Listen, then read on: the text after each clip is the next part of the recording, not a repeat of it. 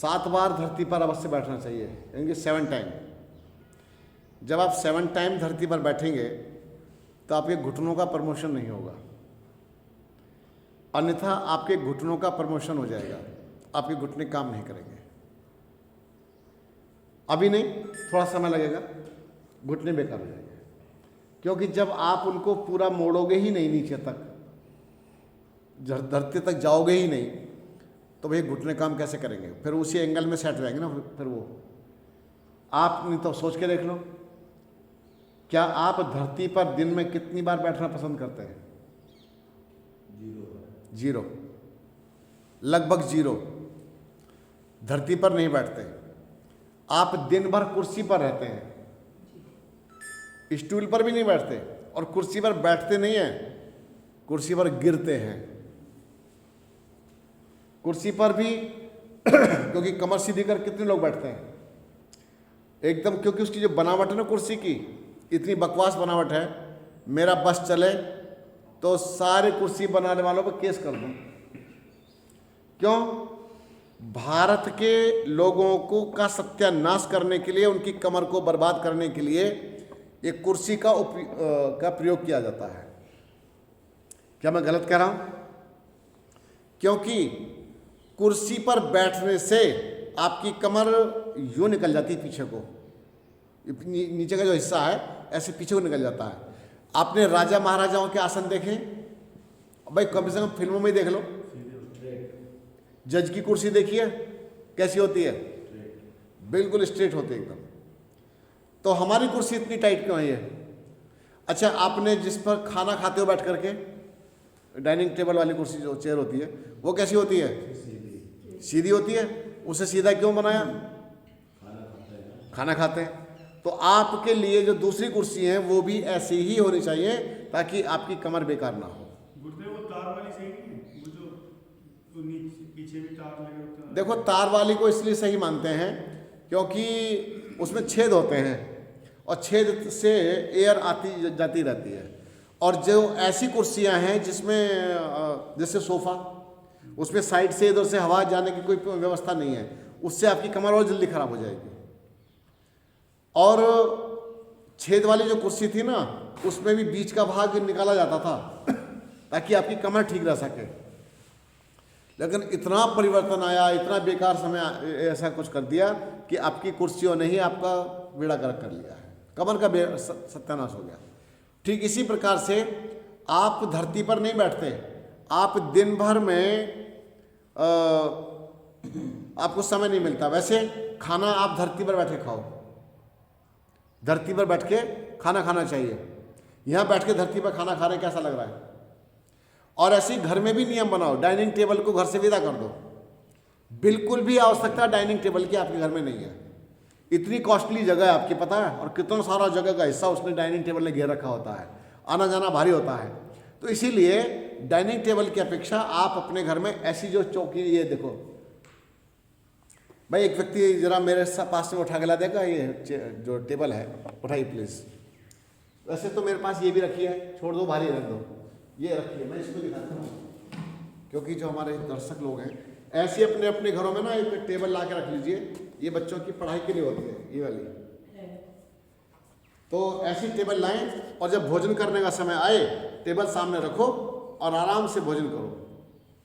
कितना बढ़िया काम हो गया। तो ये ज़्यादा अच्छा है, इससे कमर भी सीधी रहेगी और आप ऐसे लुढ़क कर ना बैठें, आराम से भोजन करें। ठीक है, तो ये तरीका आपका उचित है। इतना तो चलो ठीक है। आप टेबल अपने घर में छोटे छोटे, और फिर इसको फोल्ड करके रख दो अलग साइड में, पूरी जगह आपकी खाली हो गई। एक छोटा सा स्थान बना लो टेबल रखने वाला, तो इतना बढ़िया हो गया। तो आप धरती पर बैठ करके भोजन करें, पूजा करें, धरती पर बैठे करें। जब पूजा करते हैं तो वह भी धरती पर बैठे करें, जब अनुष्ठान करें वो भी धरती पर बैठे करें, तो धरती आपसे कभी छूटेगी नहीं। आप धरती से दूर हो गए तो आपका शरीर बेकार हो गया। तो आप ध्यान रखें, दिन में 7 बार किसी ना किसी तरह से आप धरती पर बैठे। आपको टॉयलेट जाना है, लघु शंका जाना है, तो आप बैठ करके करें। आपको शौच जाना है, शौच, तो जो कमोड है, कमोड पर बैठ कर ना करें, आप को शौच जाना है तो आप अपने लिए जो भारतीय शैली का जो शौचालय है, जो सीट होती है, उसको ही वापस लाइए घर में। इनको हटाना शुरू कर दीजिए। ये जो अपन हमारे कमरों में यहाँ पर जो लगी हुई है ना आश्रम में, तो ये क्योंकि मेरा तो आश्रम है नहीं, तो मेरा नहीं है, तो फिर जो व्यवस्था है उसके आधार पर हमको काम करना पड़ता है। फिर भी बाहर कोने में एक है भारतीय शैली वाला, आप उस पर जाइए। अधिकांश समय निकाल करके आप उसमें ही जाइए, तो उससे आपका और अच्छा लगेगा। तो भैया अपने स्वास्थ्य की रक्षा आपके हाथ में है, वरना कहीं भी स्वास्थ्य मिलने वाला नहीं है। चलो मुस्कुराओ मेरे साथ।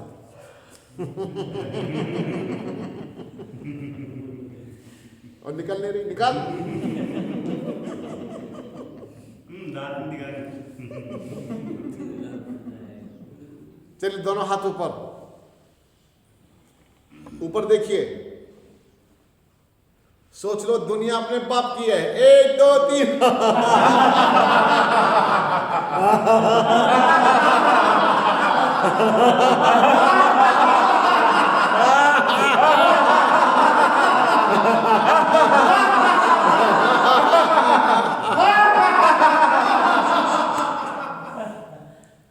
ये कौन सी थी? चैतन्य हंसी। अब एक है छौका हंसी।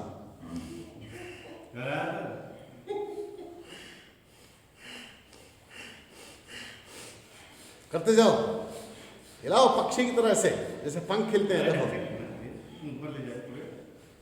बहुत अच्छे।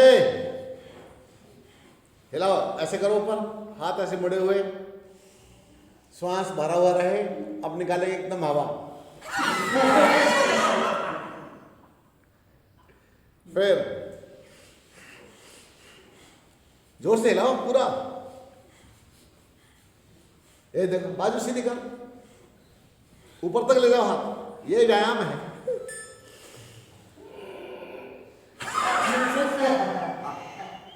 इससे आपके लंग्स पर प्रभाव आएगा, आपके फेफड़ों पर प्रभाव आएगा।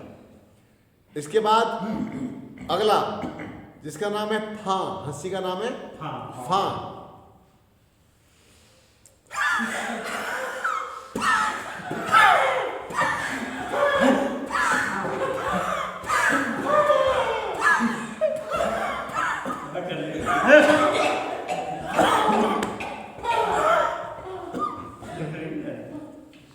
क्या हुआ? कोई बात नहीं, घर जाके समझ में आएगी। इसके बाद अगली हंसी, जिसका नाम है रावण हंसी। 1 2 3।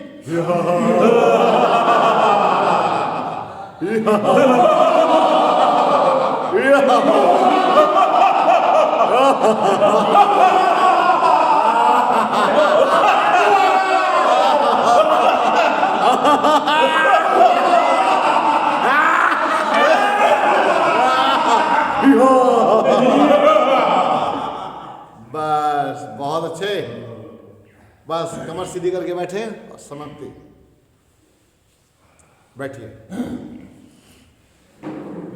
बैठ जा मेरे लाल, बैठ जा।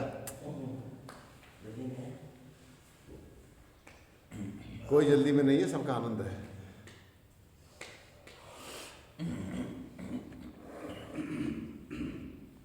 दोनों हाथ ज्ञान मुद्रा में ऐसे घुटनों पर रखें हाथ, कमर सीधी, आंखें बंद करें, श्वास भरें, ओम ध्वनि करेंगे।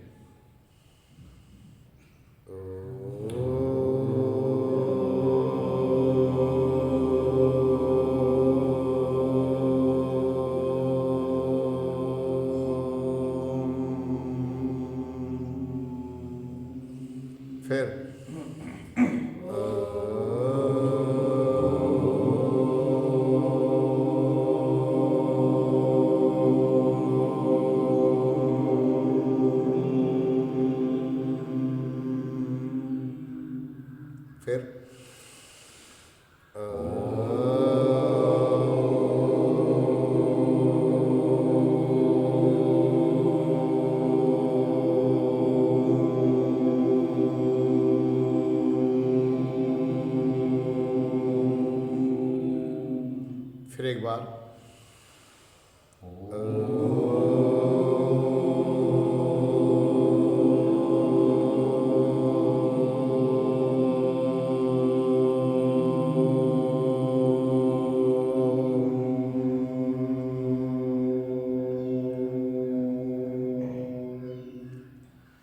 सर्वे भवन्तु सुखिनः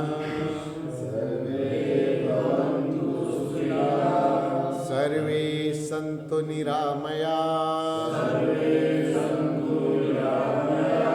सर्वे भद्राणि पश्यन्तु मा कश्चित् दुःखभाग् भवेत् ॐ शान्तिः शान्तिः शान्तिः। हाथों को रगड़िए, आँखों को ढक लीजिए, आँखों की मालिश करें, चेहरों की मालिश करें।